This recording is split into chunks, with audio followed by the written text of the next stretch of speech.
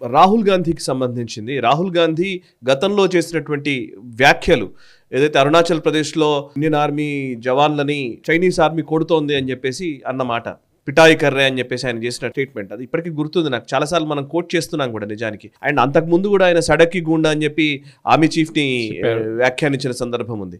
So Rahul Gandhi ఇప్పుడు కూడా అవే వ్యాఖ్యలు చేసుకుంటూ పోతున్నారు, సరెండర్ సరెండర్ సరెండర్ అని. సో అయితే ఈ విషయంలో ఆయనకి అలహాబాద్ హైకోర్టు దీని మీద విచారణ జరిపింది. యాక్చువల్లీ ఆయన చేసిన వ్యాఖ్యల మీద ఒక బీఆర్ఓకి సంబంధించినటువంటి ఆఫీసర్ డైరెక్టర్ ఆయన ఉదయ్ శంకర్ అనే వ్యక్తి పిల్ వేశారు. సో దాని మీద రియాక్ట్ అయినటువంటి కోర్టు ఖచ్చితంగా ఈ అంశానికి సంబంధించి ట్రయల్ ఆయన ఫేస్ చేయాల్సిందే రాహుల్ గాంధీ అని కోర్టు అభిప్రాయపడింది. సో ఈ అంశానికి సంబంధించిన ఒక డీటెయిల్స్ చెప్తారా కోర్టులో? యాక్చువల్లీ రాహుల్ గాంధీ పైన ఇప్పటికీ కోర్టులు అనేక సార్లు మొట్టికాయలు వేశాయి. ఆయన కొన్నిసార్లు క్షమాపణలు చెప్పారు.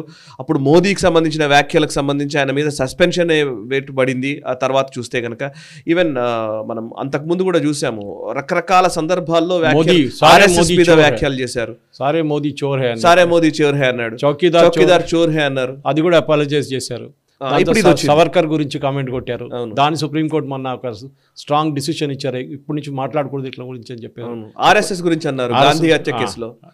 చాలా ఉన్నాయి. అది ఆర్ఎస్ఎస్ ఇంకా ఫనీ. ఆర్ఎస్ఎస్ కేసులో మొన్న పూణేలో ఉందనుకుంటా కేసు. దాంట్లో ఆయన ఆర్గ్యుమెంట్ ఏంటంటే ఆ petitioner is related to Godse అంట.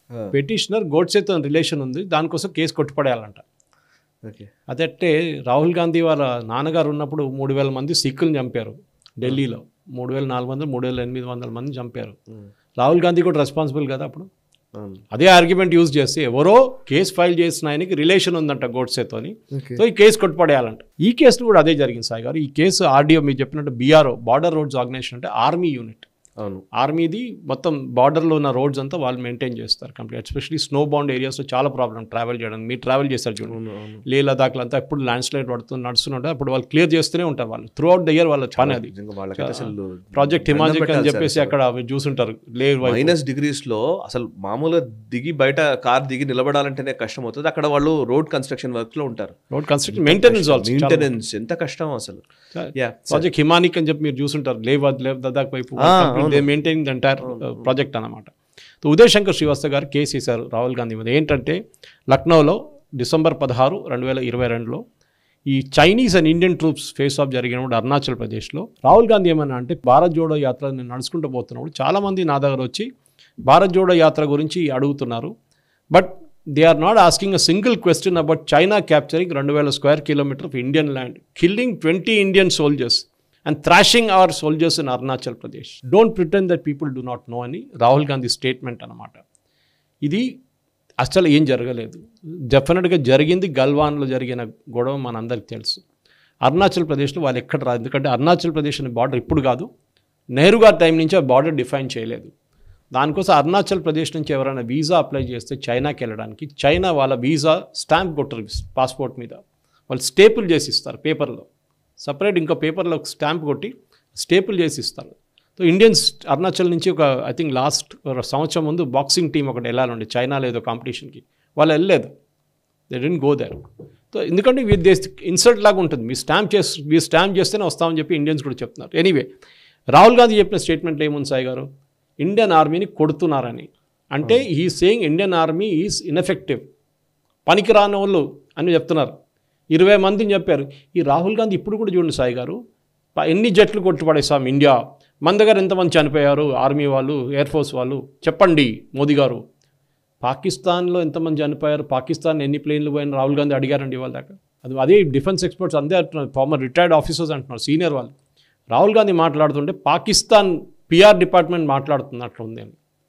Exact language is using. ఏది వాళ్ళ తరఫు నుంచి మాట్లాడుతున్నారు ఎన్ని ప్లేన్లు కొట్టేసారు. మీకు చాలా క్లారిటీ ఇచ్చారు. మీరు బంగ్లాదేశ్ వార్ టైంలో 70 ప్లేన్లు పోయినాయి సాయి గారు మనది. 70 ఎవరైనా అడిగారు అప్పుడు ఇందిరాగాంధీ దగ్గర ఎందుకు పోయినాయి 70?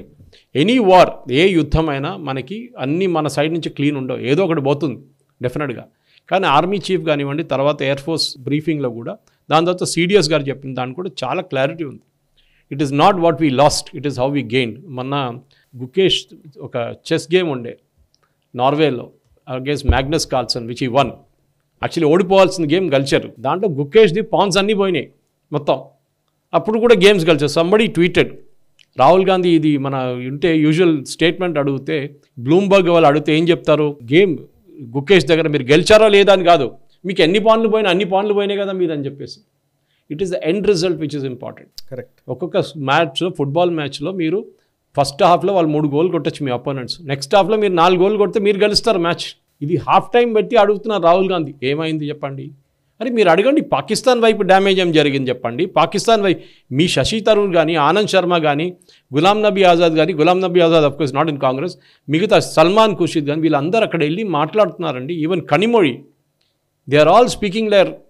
కానీ ఈయన ఒక్కరే ఇక్కడ కూర్చొని, ఒక్కరే కాదు ఉన్నారు కదా చెంచలు ఉన్నారు తోడు, ఎవరు మన జయరాం రమేష్, పవన్ ఖేరా, సుప్రియా షిరాంటే, వీళ్ళు పొద్దున్న లేవగానే మోదీ గారిని తిడుతున్నారు. మోదీ గారిని తిట్టడం కాదు, ఆర్మీని తిడుతున్నారు ఉల్టా. ఎందుకంటే మోదీ మీద సరెండర్ మోదీ, ట్రంప్ ఫోన్ చేశారంట సరెండర్ కరో, మోదీ సరెండర్ కరో. ఇది పబ్లిక్లో చెప్పే మాట సాయి గారు. ఇదే వీడియో తీసుకొని పాకిస్తాన్ టీవీలో చూడండి, వాళ్ళు ఆడుకుంటున్నారు రాహుల్ గాంధీ. చూడండి మేము చెప్పింది కరెక్టే కదా, ఇండియా ఓడిపోయింది, మేమే గెలిచామని చెప్పి పాకిస్తాన్ వాళ్ళు చెప్పుకుంటున్నారు. ఇప్పుడు మీ ఆపోజిషన్ లీడర్ చెప్తున్నారు, ఏదో చిన్న పొలిటీషియన్ కాదని. నాకు అనిపిస్తుంది యాక్చువల్లీ రాహుల్ గాంధీ గారు ఇక్కడ కాదు కానీ పాకిస్తాన్లోకి వెళ్ళి పోటీ చేస్తే ఆయన ఖచ్చితంగా ప్రైమ్ మినిస్టర్ అవుతాడేమో. ఇప్పుడు అది ఆయన పాకిస్తాన్ వాయిసే వినిపిస్తున్నాడు కదా మరి ఇన్ని సంవత్సరాలు.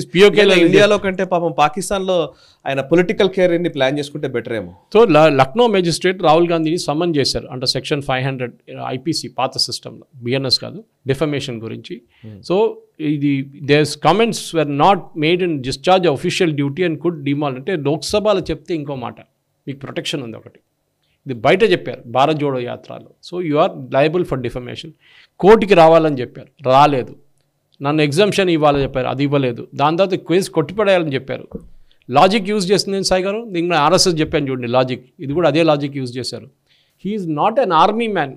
ఎందుకు ఆయన అప్సెట్ అవుతున్నాడు? నేను చెప్పలేదని చెప్పట్లేదు, అది ప్రూఫ్ ఉంది కదా. ఒక్క ప్లేస్ కాదు 3-4 సార్లు చెప్పారు ఇదే స్టేట్మెంట్. ఇదే పబ్లిక్లో ఎప్పుడు చేస్తున్నారు, నరేందర్ సరెండర్ అని చెప్పేసి వీళ్ళు కాంగ్రెస్ వాళ్ళు మీమ్స్ తయారు చేసుకుంటున్నారు దాని మీద. మీరు ఒక ప్లేన్ కొట్టి పడేశారంటే you are questioning our air force. మీ కాంపిటీషన్ క్వశ్చన్ చేస్తున్నారు. మీరు ఏం చేశారు? మీరు అక్కడ వెళ్ళి పాకిస్తాన్ కొట్టారా లేదా అడగట్లేదు. మీ ఎయిర్ క్రాఫ్ట్ పోయింది. ఎయిర్ క్రాఫ్ట్ ఎన్నో రీజన్స్ ఉంటుంది, నాట్ జస్ట్ పాకిస్తానీ స్ట్రైక్. ఒకసారి ఇంజిన్ ఫ్లేమ్ అవుట్ అవుతుంది, ఒకసారి బర్డ్ స్ట్రైక్ అవుతుంది. మీరు అబ్జర్వ్ చేస్తే సార్ నిజంగా ఇంకోటి ఉంది, రాఫెల్ గురించే మాట్లాడుతున్నారు. మిగ్గులన్నీ కూలిపోయాయి అక్కర్లేదు, సుఖాయ్ గురించి అక్కర్లేదు, రాఫెల్ కూలిపోయిందా లేదా అది మాత్రమే కావాలి మాకు. బికాస్ చాలా ఇప్పటికి ఎన్ని మిగ్గులు పోయాయి లెక్కేస్తే అది బికాస్ చైనా నుంచి థ్రెట్ అంతా, చైనా స్టేట్మెంట్ అది. చైనా వాళ్ళు ఏమంటారంటే యూఎస్ కి కూడా మీ బెస్ట్ ఎయిర్ క్రాఫ్ట్ ని మేము కొట్టిపడేసాం, మా J-17 కానీ మా J-19 కానీ అది కొట్టిపడేస్తుంది వాళ్ళ లాజిక్ అది. And Rahul Gandhi supporting that logic. Correct. Rahul Gandhi పోనీ ఇక్కడ రేవంత్ రెడ్డి అవుతున్నాడు, నాకు అదే అనిపిస్తుంది. మీరు ఒక ముఖ్యమంత్రి ఉన్నప్పుడు సరే ఆయన ఆర్డర్ ఇచ్చి ఉంటాడు, అందరు నా భజన వాడంటారా అని చెప్పి. పాపం ఈవెన్ మల్లికార్జున ఖర్గే గారు ట్వీట్ చేస్తున్నారు, ఆయన అయితే ట్వీట్కి రాదు ఆయనకి, ఆయన టీంలో ఎవరో చేస్తున్నారు. కానీ మీరు what are you trying to do? మీరు రేపు ఎయిర్ ఫోర్స్ అకాడమీకి వెళ్ళండి రేవంత్ రెడ్డి గారు, వాళ్ళ దగ్గర వెళ్ళి అడగండి ఎన్ని ప్లేన్లు కొట్టి, వాళ్ళు చెప్తారు మీకు, అప్పుడు మంచి లెసన్ తీసుకుంటారు మీరు. మళ్ళీ యువర్ ముఖ్యమంత్రి, ఏదో రాహుల్ గాంధీ లాగా కాదు, you are holding a constitutional post. మీరు చెప్పే మాట ఒక మాటకు విలువ ఉంటుంది. మీరు ఎట్లా టుమారో మీరు ఒక 26 జనవరి కానివ్వండి 15th ఆగస్ట్ మీరు అక్కడ వెళ్ళి ఎయిర్ ఫోర్స్ ఆఫీసర్ సెల్యూట్ చేస్తారు, వాళ్ళు అడుగుతారు మిమ్మల్ని. మీరు చాలా వాల్యుయబుల్ మాట మాట్లాడారు సార్. యాక్చువల్లీ రాహుల్ గాంధీ కంటే రాజ్యాంగబద్ధమైన పవర్ఫుల్ పొజిషన్లో రేవంత్ రెడ్డి ఉన్నారు. రేవంత్ రెడ్డి దో పార్టీ పరంగా ఆయన పెద్ద, ఆయన చిన్న కావచ్చు కాక, నిజానికి మాట్లాడితే Revanth Reddy is more powerful and ఇంకా చెప్పాలంటే ఒక రాజ్యాంగబద్ధమైన పొజిషన్లో ఉన్నాడు. I will preserve, protect and defend the constitution of India as by law established.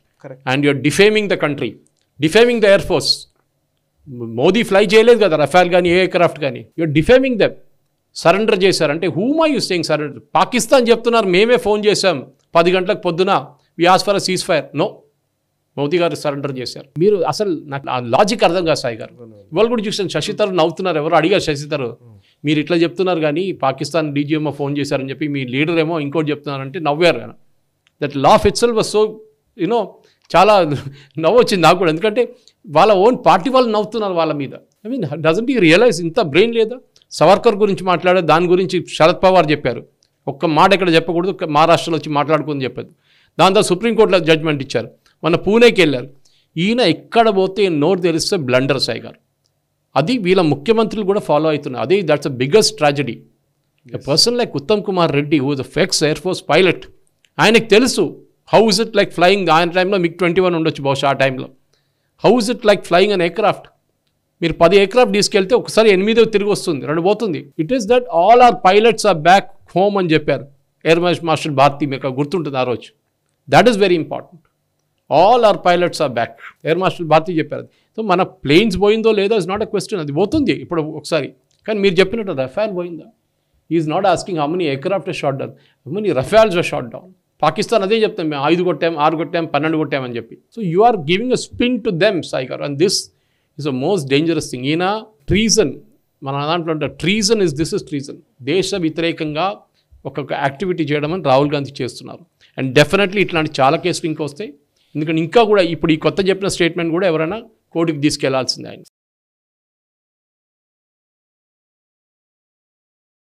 ఈ వీడియో మీకు నచ్చినట్టయితే లైక్ చేయండి, 10 మందికి షేర్ చేయండి. అలాగే కామెంట్ల రూపంలో మీ అభిప్రాయాలను మాతో పంచుకోండి. Nationalist hub group of channels ను సబ్స్క్రైబ్ చేసుకుని తెలుగునాట జాతీయవాద జర్నలిజాన్ని ప్రోత్సహించండి. ఈ వీడియో కింద ఉన్న బెల్ ఐకాన్ పై క్లిక్ చేయడం మర్చిపోవద్దు.